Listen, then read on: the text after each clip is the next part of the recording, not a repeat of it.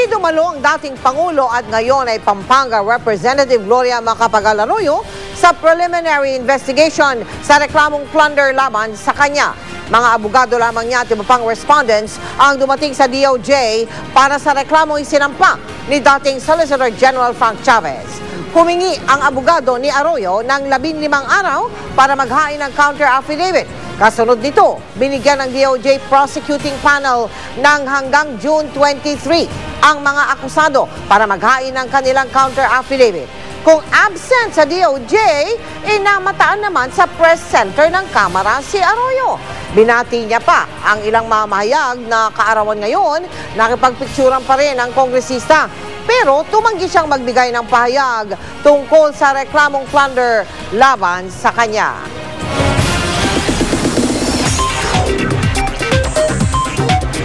Chika Minute!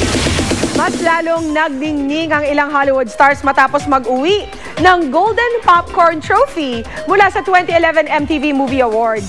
Agaw eksenang Twilight Saga heartthrob na si Robert Pattinson nang halikan niya ang male co-star sa kanyang excitement. Watch this. Big winner sa 2011 MTV Movie Awards ang pelikulang Eclipse, ang third installment sa The Twilight Saga movie franchise. 5 lang naman sa 8 nominations ng pelikula ang ipinanalo nito, kabilang na ang Best Movie. Muling nasungkit ni Bella Swan at Edward Cullen o ang characters na ginagampanan ng rumored real-life couple na sina Kristen Stewart at Robert Pattinson ang Best Kiss Award. Si Robert tila tuwang-tuwa sa nakuhang award, kaya naman pinuntahan pa niya ang co-star na si Taylor Lautner at hinalikan. Inuwi rin muli ni Kristen ang parangal para sa Best Female Performance. Si Robert naman ang muling nanalo sa Best Male Performance. Dagdag pa dyan ang award niya para sa Best Fight. Ang mga nanalo ay pinili sa pamamagitan ng online votes. Kaya naman hindi nakatakatakang tinalo ng 3D concert film na Never Say Never ni Justin Bieber para sa Best Jaw-Dropping Moment category ang iba pang pelikula tulad na lang ng Academy Award-winning movie na Black Swan. Ang aktres naman na si Reese Witherspoon, ginawara ng Generation Award o ang maituturing na Lifetime Achievement Award. Due to insistent public demand, magbabalik na ang paborito niyong Korean novela sa GMA, ang Temptation of Wife. Matututukan niyo na ito gabi-gabi sa GMA Telebabad. Inaasahang mas marami ang mahuhook sa storya ng bidang si Angeline. Tungkol sa kanyang paghihiganti sa pagtataksil ng kanyang asawa at best friend. Mapapanood na ang Temptation of Wife by popular demand ngayong gabi pagkatapos ng Secret Garden. At yan po mga buena manong chika ko for this week. Tutuloy bukas. Ako po si Tia Guanyo.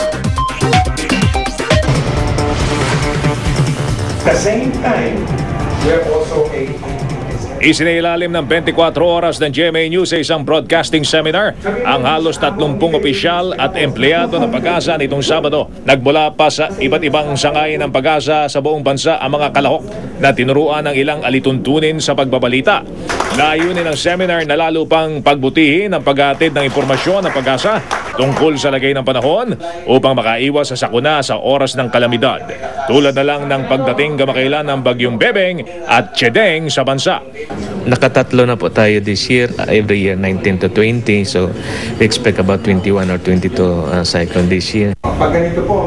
Ang GMA Senior Vice President for Radio Operations Group at 24 oras anchor na si Mike Enriquez ang nagsilbing lecturer. Ito ang tunay na serbisyong totoo sa ikabubuti ng napakaraming mga Pilipino na umaasa sa napaka-importanteng mga impormasyon na inilalabas ng Pag-asa at ng GMA. Lalo na yung mga tips na binigay ni Mr. Mike, talaga makakatulong. Importante yun dahil kahit na tama yung forecast namin, kung yung mga kababayan naman natin hindi naisasalob o hindi naiintindihan, baliwala din yung forecast.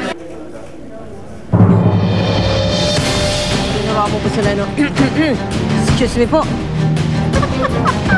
At yan po ang mga balitang aming tinutukan sa nakalipas na 24 oras. Maraming salamat sa inyong pagtitiwala.